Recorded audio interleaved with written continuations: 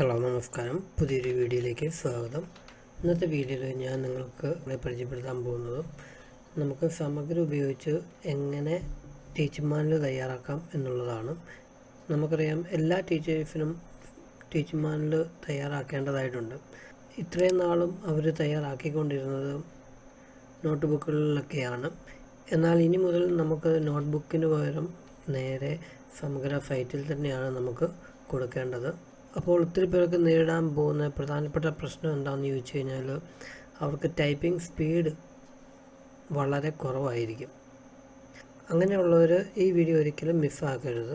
കാരണം അവർക്കും വളരെ എളുപ്പത്തിൽ ചെയ്യാൻ പറ്റുന്ന ഒരു രീതിയാണ് ഞാനിപ്പോൾ ഇവിടെ കാണിച്ചു തരാൻ പോകുന്നത്.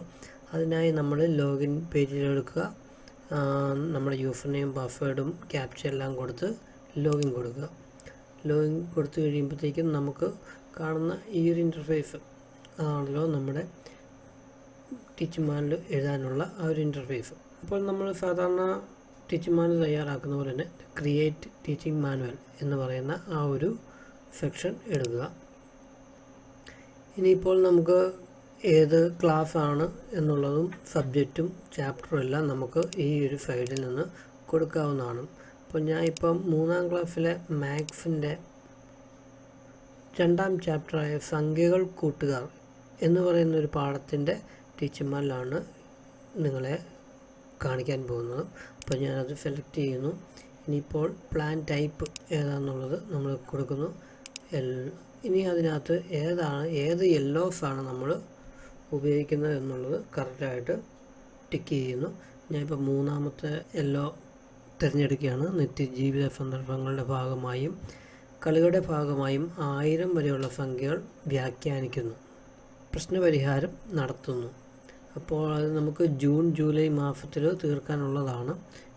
നമുക്ക് ഇതിൻ്റെ ഏറ്റവും അവസാനം എല്ലാ ഫീയോടെയും അവസാനം നമുക്ക് അത് ഏത് മാസങ്ങളിൽ തീരേണ്ടതാണ് എന്നുള്ള ഒരു നിർദ്ദേശം നമുക്ക് ഒരു പച്ച മഷിയിൽ കാണാവുന്നതാണ്. അപ്പോൾ ഞാൻ ഈ 3ാമത്തെ ഫീയോ എടുക്കുകയാണ്. ഇനിയിപ്പോൾ നമ്മൾ ഡിവിഷനെല്ലാം സാധാരണ കൊടുക്കുന്ന പോലെ കൊടുക്കുക. എന്നാണ് ക്ലാസ് എടുക്കാൻ പോകുന്നത്, ഒരു ഡേറ്റ് കൊടുക്കുന്നു. ഇനി അതിൻ്റെ പ്രയോറിറ്റി എത്രയാണെന്ന് കൊടുക്കുന്നു. ഇനി മൈക്രോ പ്ലാൻ നെയിം അതും നമ്മൾ കൊടുക്കുന്നു. ഇപ്പോൾ ഞാൻ സ്കൂൾ സ്റ്റോറിന് കൊടുക്കുകയാണ്. ഇനിയാണ് നമുക്ക് ശ്രദ്ധിക്കേണ്ട ഒരു കാര്യം, ഇവിടെ ആക്ടിവിറ്റി സ്റ്റെപ്പ് ഉണ്ട്. ആക്ടിവിറ്റി സ്റ്റെപ്പിനകത്ത് നമുക്ക് നമ്മുടെ ആക്ടിവിറ്റി എല്ലാം തന്നെ എഴുതേണ്ടതായിട്ടുണ്ട്. നമ്മൾ ഓരോ ക്ലാസ്സിലും നടത്തുന്ന ഓരോരോ സ്റ്റെപ്പുകളുമാണ് അതിനകത്ത് കൊടുക്കേണ്ടത്. അത് ചിലപ്പോൾ വളരെയധികം കണ്ടെന്നിരിക്കാം, വിശദമായിട്ട് എഴുതുന്നവർക്ക് ഒത്തിരി കണ്ടെന്നിരിക്കാം. അത് മുഴുവൻ ടൈപ്പ് ചെയ്യുക എന്ന് പറയുന്നത് പലർക്കും ബുദ്ധിമുട്ടുള്ളൊരു കാര്യമാണ്. ടൈപ്പ് ചെയ്യേണ്ടവർക്ക് ചെയ്യാം. ചെയ്ത് പഠിക്കുകയാണെങ്കിൽ നമുക്കത് ഭാവിയിൽ നല്ല എളുപ്പത്തിൽ എല്ലാം ചെയ്യാൻ സാധിക്കുന്നതാണ്. ഇപ്പോൾ ഞാൻ പരിചയപ്പെടുത്തുന്നത് നമുക്ക് വോയിസ് ആക്ടിവേറ്റ് ചെയ്യാൻ സാധിക്കും. എല്ലാ മൊബൈൽ ഫോണിലും തന്നെ നമുക്ക് ആക്ടിവേറ്റ് ചെയ്യാം. അതുപോലെ തന്നെ കമ്പ്യൂട്ടറിലാണെങ്കിലും നമുക്ക് ആക്ടിവേറ്റ് ചെയ്യാം. അപ്പോൾ നമുക്ക് വോയിസ് ആക്ടിവേറ്റ് ചെയ്യാൻ വേണ്ടി നമുക്ക് മംഗ്ലീഷ് എന്ന് പറയുന്ന ഒരു ആപ്പുണ്ട്. ആപ്പ് നമുക്കൊന്നുകിൽ ഇൻസ്റ്റാൾ ചെയ്യുക. ഇപ്പം ഞാനിതിപ്പം കമ്പ്യൂട്ടർ വെച്ചാണ് ചെയ്യുന്നത്. കമ്പ്യൂട്ടറിനകത്ത് നമുക്ക് പുതിയൊരു ടാബ് എടുക്കുന്നു. ടാബിനകത്ത് മംഗ്ലീഷ് ആപ്പ് എന്ന് പറയുന്ന ഒരു URL ഞാൻ എടുക്കുകയാണ്. എടുത്തു കഴിയുമ്പോഴത്തേക്കും നമുക്ക് ഇങ്ങനെയൊരു ഇൻ്റർഫേസാണ് കിട്ടുന്നത്. നമുക്ക് ആക്ടിവിറ്റി സ്റ്റെപ്പുകൾ ഏതൊക്കെയാണ് എന്നുള്ള ഒരു ബോധ്യം ഉണ്ടാവേണ്ടതാണ്. അതിനുശേഷം നമുക്ക് മലയാളം ടൈപ്പിങ്ങിൻ്റെ അവിടെ പോവുക. അപ്പോൾ ഈ ഒരു ഇൻ്റർഫേസിൽ താഴെ നമുക്ക് മലയാളവും ടൈപ്പ് ചെയ്യാം, ഇംഗ്ലീഷും ടൈപ്പ് ചെയ്യാം. ഏതാണ് ആക്റ്റീവായി കിടക്കുന്നത് എന്ന് നോക്കുക. ഇപ്പോൾ ഇതിനകത്ത് കിടക്കുന്നത് മലയാളമാണ്. ഇംഗ്ലീഷ് ആണെങ്കിൽ ഇംഗ്ലീഷ് കൊടുക്കാം, എങ്ങനെ വേണമെങ്കിലും നമുക്ക് കൊടുക്കാം. ഇപ്പം ഞാൻ മലയാളം കൊടുക്കുകയാണ്. ഇനിയിപ്പോൾ നമ്മൾ വോയിസ് ടൈപ്പിങ്ങിൽ ക്ലിക്ക് ചെയ്യുക. ആ ക്ലിക്ക് ചെയ്തതിന് ശേഷം നമ്മൾ പറയുന്നതെല്ലാം ഓട്ടോമാറ്റിക്കായിട്ട് ടൈപ്പായി വന്നോളും. അപ്പോൾ അത് ഞാനിപ്പോൾ കാണിച്ചു തരാം. ഞാനൊരു ടീച്ചിങ് മാനുവലിൻ്റെ കുറച്ച് ഡീറ്റെയിൽസ് അതിനകത്ത് ടൈപ്പ് ചെയ്ത് കാണിക്കാം.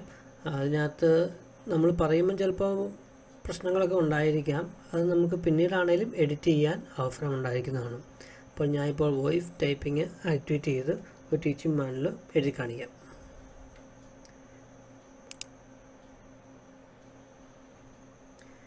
കളിനോട്ട് ഉപയോഗിച്ച് പരമാവധി 4 രണ്ടക്ക സംഖ്യകളുടെ തുക മനക്കണക്കായി കൂട്ടാൻ അവസരം ഒരുക്കുന്നു. പാഠപുസ്തകത്തിലെ ചിത്രം, പേജ് നമ്പർ 18. സ്കൂൾ സ്റ്റോറിലെ വിവിധ സാധനങ്ങളെപ്പറ്റി ചർച്ച. സ്റ്റോറിലെ വില വിവര പട്ടികയിൽ സാധനങ്ങളുടെ പേരും അവയുടെ വിലയും നൽകിയിരിക്കുന്നു. ഏതെല്ലാം സാധനങ്ങളാണ് സ്കൂൾ സ്റ്റോറിൽ ഉള്ളത്? വില എത്ര കുട്ടികൾ പറയുന്നു? ഏറ്റവും കുറഞ്ഞ വില ഏതിനാണ്? ഏറ്റവും കൂടിയ വിലയോ?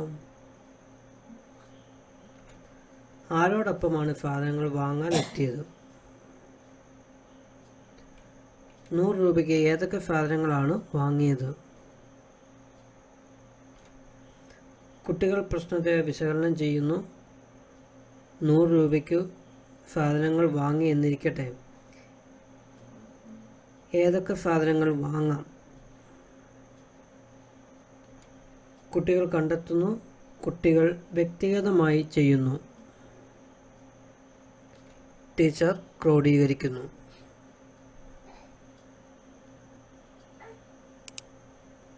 ഓക്കെ, അപ്പോൾ എനിക്ക് ആവശ്യമുള്ള കാര്യങ്ങളെല്ലാം തന്നെ കമ്പ്യൂട്ടറിനോട് പറഞ്ഞു. അത് ഓട്ടോമാറ്റിക്കായിട്ട് ടൈപ്പ് ചെയ്ത് തന്നിരിക്കുകയാണ്. ഇനിയിപ്പോൾ ഇതിനകത്ത് നമുക്ക് എന്തെങ്കിലുമൊക്കെ മാറ്റം വരുത്തണമെന്നുണ്ടെങ്കിൽ നമുക്ക് മാറ്റങ്ങൾ വരുത്താം. ചോദ്യങ്ങളൊക്കെ ഉണ്ടെങ്കിൽ ക്വസ്റ്റ്യൻ മാർക്കൊക്കെ നമുക്ക് കൊടുക്കാം.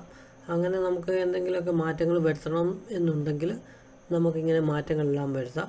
വരുത്തിയതിന് ശേഷം മൊത്തത്തിൽ സെലക്ട് ചെയ്ത് കോപ്പി ചെയ്ത് നമുക്ക് നമ്മുടെ ആ ഒരു ടീച്ചിങ് മാനുവലിൻ്റെ ആക്ടിവിറ്റി സ്റ്റെപ്പിനകത്ത് നമുക്ക് പേസ്റ്റ് ചെയ്യാം.